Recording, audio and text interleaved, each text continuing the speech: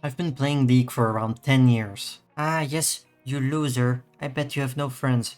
Not wrong. But I did hit Diamond ELO on like 40 different accounts. Hit Master a couple times, even hit 300 LP Master. So not just low Master. Yippee. So today I'm going to share a lot of knowledge that helped me climb, that can help you climb. Just actual stuff that I use myself in my own games, pretty much every single game. Everything will be timestamped in the description. If you enjoyed the video, don't forget to subscribe. Thank you for watching. I'm just going to start with number 1. If this is not actively on your mind in laning phase and throughout every single game that you play, you are playing the game wrong. And it's level advantage. And this starts literally level 1. If you are level 1, they hit level 2 first, and they engage on you and they trade with you, you have probably already lost that trade and you've probably already lost the early game. Normally, you do not beat a champion that just has an extra ability, so level 1 fighting a level 2 is really bad. Level 2 fighting a level 3 is really bad. Level 5 fighting a level 6 is really bad. And I guarantee you, I kill my laners like 90% of the time every single game, purely by abusing level advantage. Hit level 2 first because I'm aggressively showing a lane, E aggressively forward on Samira. They can't even really fight back. They have 1 ability, I have 2. They're probably just trying to run away, they're not even really trading back. And you either just straight up kill them, or they've lost so much health that you can now play super aggro, zone them, maybe dive them, go for a flash all in. And you can't really play the game without this, guys. You have to be mindful of this. And this also means that you have to abuse it. If you know you're gonna hit level 2, already start preemptively walking up to the enemy. They might get surprised by your level up, and then you get a really good trade and you pretty much just won the early game. I would say be especially mindful of this when you're playing bot lane. I feel like most bot lanes are lost straight up level 2. They get level 2 first, they engage on you, you've lost. So actively look at your own XP bar, kinda keep in mind how many minions the enemy has killed, because they're obviously getting the same amount of XP as you. If you know they're gonna level up the next minion and you're like still 3 minions away, just start walking away. This next point is extremely crucial. This is probably the reason why most games are won or lost, and it's what I like to call Bountry Control. If you don't know how it works, 1 kill if someone is 0-0 is 300 gold. But if you're on a kill streak, you get a bounty on your head. If the enemy is on a death streak, they actually get like a reverse bounty where they're worth even less than a normal kill. And you always have to look at the bounties in the game, guys.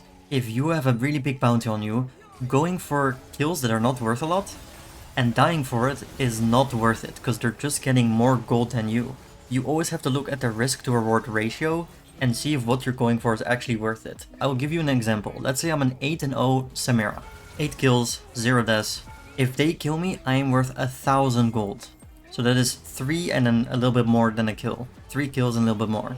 Let's say I kill 3 people that are all 0-3. They're on a 3 death streak. Every single one of those players are 0-3. They're worth 150 gold, half a kill. If I kill all 3 and I die, they got 1000 gold and I got 450 gold. I killed 3 people, 3 for 1, because I'm the only one that died, and they gained 500 more gold than me.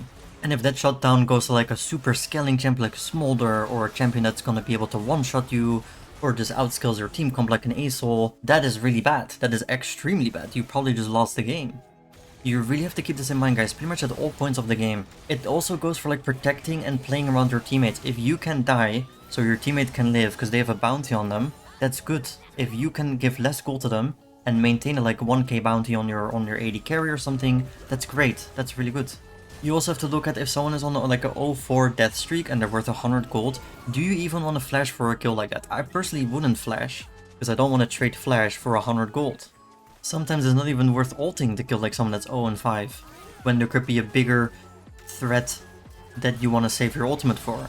One more thing as well on this topic is that sometimes it's really good to intentionally give your bounty away to someone that you know won't do a lot with the gold. If you're, for example, diving bot lane and you're on a really big kill streak and you killed their AD carry, intentionally dying to the enemy's support is sometimes really good, purely so you take away the possibility from other actual carries to get your bounty. You can do the same when you're really low HP, try to walk towards a person on the enemy team that is just not gonna be relevant and give them the shutdown, compared to like the turbo champ that's gonna 1v9 the game. Also, of course, you have to look at what the bounties are on the enemy team, which ones you can easily get. If you're behind, you have to get those bounties to get back into the game. So focus on getting the bounties, focus on maintaining your own bounties, and keep in mind that people on a death streak are worth less gold than an actual normal kill. On the number 3 spot is another really crucial point. And it's gonna sound very simple, but I guarantee you 99% of you watching this don't press tab enough. You have to be actively looking throughout the whole game at what people are building, how strong they are, how strong are your teammates, what are your teammates building, and I know that's a lot of effort. But if you're not doing this, you're playing the game wrong. If you're mid-game and you have no clue what like half the items of people are, you are playing the game wrong. I've watched gold players, I've watched silver players, and sometimes they don't press tab for like legit 10 minutes, and that is insane to me. How can you play the game? What if you're an assassin, they have an hourglass and you didn't realize? You're just inting? What if they have a QSS for your stun? Even summoner spells, runes, you have to actively look at what people have. You need to adjust your gameplay accordingly. You need to build armor pen when they have a lot of armor. You need to build lifesteal when you feel like you're struggling to like stay alive. Maybe you're a support player, you really need Michaels, whatever the item is called, because they have a lot of CC and your AD carry can't play the game otherwise. Do they have a lot of Shaco traps, Teemo shrooms, get a sweeper. Figuring out how strong people are in the game, what items they have, what runes they have is crucial to figure out how you need to play that game, what you need to build and what you need to do to win these games. Press tab more. Look at what they have, look at what your team have, look at what your team has, and then play around that info. On the number 4 spot, I put abuse the meta. There's a reason why champions are meta. There's a reason why some champs sit at a 55% win rate and why some champions sit at like a 47% win rate.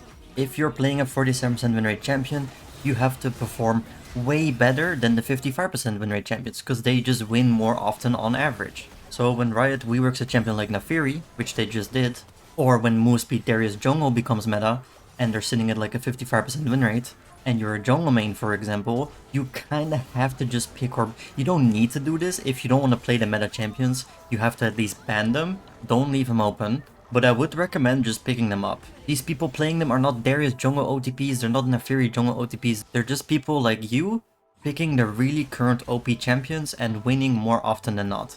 And it is really easy to look at multiple sites like Lollytics, U.GG, and kind of just figure out what the current best champions are. Pick one that kind of fits your style, pick two for your lane that do really well in the current meta, and just start playing those champions.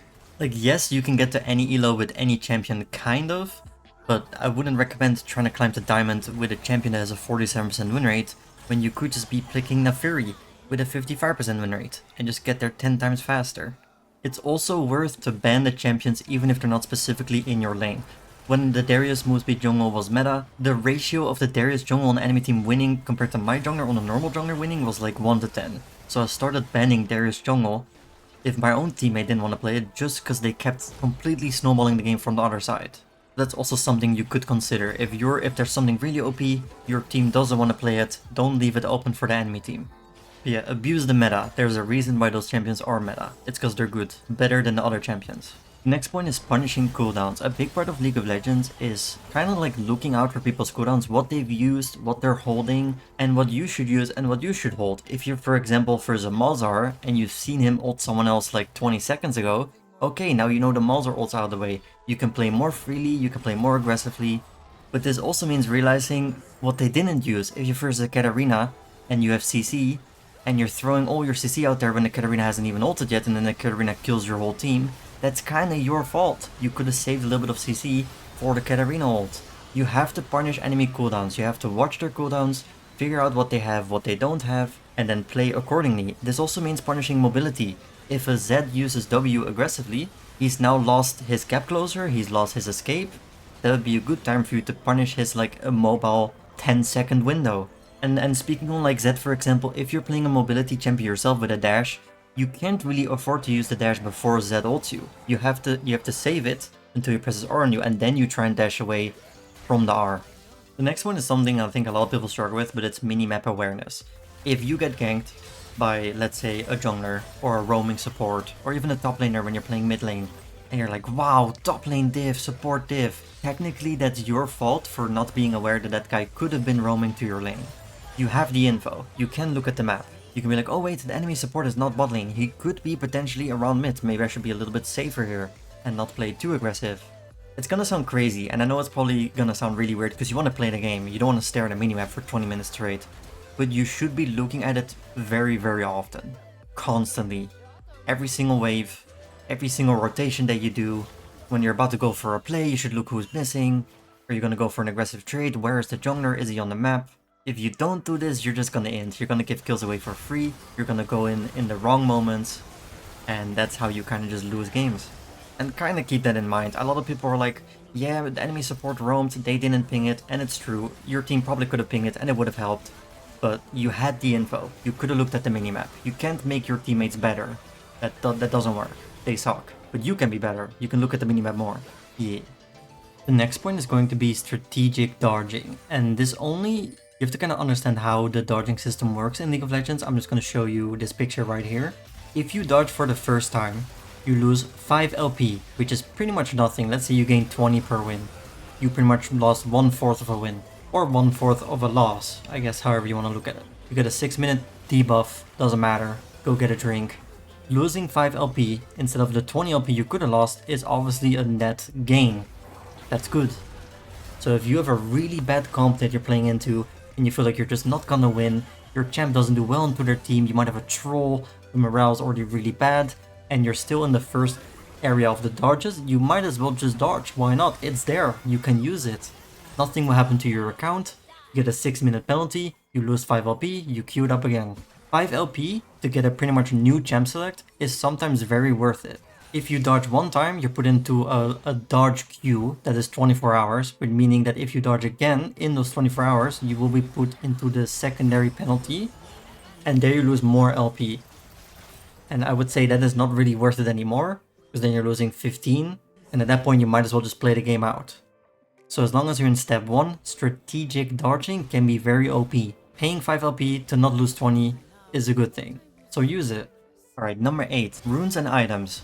If you aren't aware, it is very easy to figure out what the meta is, what pro players are building, what are the best runes for your champion, what are the best items. You can just go to u.gg, you can download Professor for an overlay. There's really no excuse for not knowing what to build. It takes a 2-second Google search. Look up what the correct build is, look up what the correct runes is, and also, I know this is gonna annoy a lot of people, but read what your items and runes do. If you lock in a rune page, and you don't know what they do, you might as well not have a rune page. An example would be if you have bone plating, that means you have extra survivability versus burst. Champions that jump you, but it's really bad into poke, because they'll just poke you once and the bone plating is gone. So you might be like, oh, but Faker took bone plating here. Right, no, but you're into a Xerath mid lane, and he's gonna poke you from 300 meters away. So bone plating doesn't really do anything. You should have probably gone second wind. It really doesn't take that long to learn what the runes do. So figure out what the meta is, but do figure out when to use which runes, when to use what items. For example, I did an unranked master series and I saw people just building mercs into full AD comps with no CC. And I was like, what the hell? This guy must be following a build.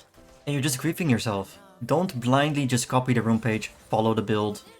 Do figure out what the items do, because your gameplay should change according to what your runes and items are. One example would be like Electrocute. You might be like, oh, this pro player took Electrocute on this champion that I'm playing right now, but you didn't even bother to read what it does. And you're going for trades, you're hitting them twice, not realizing that you need to hit them 3 times for Electrocute to even proc. So then you're pretty much playing without a rune, which means you're gonna have way worse trades, which means you're gonna lose those trades, and you're gonna lose the lane. And it's the same with the items. Read what the items do, so you know how to play around them, and so you can also start learning when you should maybe build another item over that specific item. A pro player might have built Hourglass, but maybe in your specific game, Hourglass doesn't really do anything. And you were maybe better off going another damage item, or a Banshees. Basically, learn the items, learn the runes, look up what the meta is, but still use your brain, and read the stuff. Yeah, I know reading sucks, but you gotta learn the game. On the number 9 spot, and this one's actually really important, I put play around the win condition and figure out what the enemy win condition is. If you are playing, let's say, a support, or a jungler, or it doesn't even if you're playing a tank top, any champion in the game, and you're not doing that well, maybe you have like a bot lane carry that's doing really well. You should then be focused on peeling for him in fights, making sure he can pop off, because you're not popping off, at the moment at least. Try and empower the people that are already really strong, and it goes the same for the enemy team. If you're playing an assassin mid lane, or a CC top laner, or a jungler that can gank, and they have like a really turbo scaled up champion like Smolder, or just a Katarina that's about to wipe your whole team, you need to focus those champions. That is the win condition. Stop going for the random support kills, focus the carries, focus the champs that are winning the game, and play around your own champions that are winning the game. I would say especially for supports, very often Even in my games in like Diamond ELO Plus, I would have a support following my AD carry around for 30 minutes straight, but the AD carry is 0-4 when I'm 15-2. Guys, I can win the game if you just support me. Abandon your AD carry, play around the actual win condition, so they maintain the bounty, so they can kill everyone. Sometimes you have to pivot, you have to constantly look at the game and say like, how can I win this? Who do I need to shut down? Who do I need to play around? The game is kinda hard to play if you don't focus on those things, because you're just gonna randomly lose and you'll be like, hold up, what even happened? You probably didn't focus the carry, you probably didn't play around the right people, so always figure out what the win condition is on your team and the enemy team. Alright, for the last point, and honestly this might be one of the most important ones, but a lot of people are not gonna want to hear this. Nobody is stuck in low elo because of losers queue. Nobody is stuck in low elo because of AFKs, because of griefers. We all have them. But that state of mind doesn't get you anywhere. The only thing you can do to climb is self-improve, focus on your own games, and try and win as often as possible, as best you can. The way I personally always climbed, even in the first season, I went from bronze to platinum. My first season ever, I was getting stomped in bronze. I got AFKs, I was like, wow, this game sucks. But then I saw some streamers smurfing, and I was like, wait a minute. How come they're going 30-0 in my lobbies? And the answer is that they're just way better. They're way better. Would Faker struggle in your bronze lobbies? No, probably not. Any capable Diamond Plus player would not struggle in your gold, platinum, or below lobbies. They would just 1v9 99% of the time and climb out of there pretty easily. So realize that you can be way better, you can get to that level, if you actually bother to improve. Losers queue and like, oh, I got bad teammates and I'm stuck because of MMR or my account is cursed, doesn't really get you anywhere. Alright, that was it for this video. If you enjoyed or thought it was helpful, don't forget to subscribe. Even leaving a comment helps me out a lot. If you have any question about anything I mentioned, or want me to do a specific video on whatever in League, feel free to just let me know. I always have time to respond to people, I'm always open to new suggestions. So yeah, just let me know. Thank you for watching. And don't forget to subscribe. Yeah.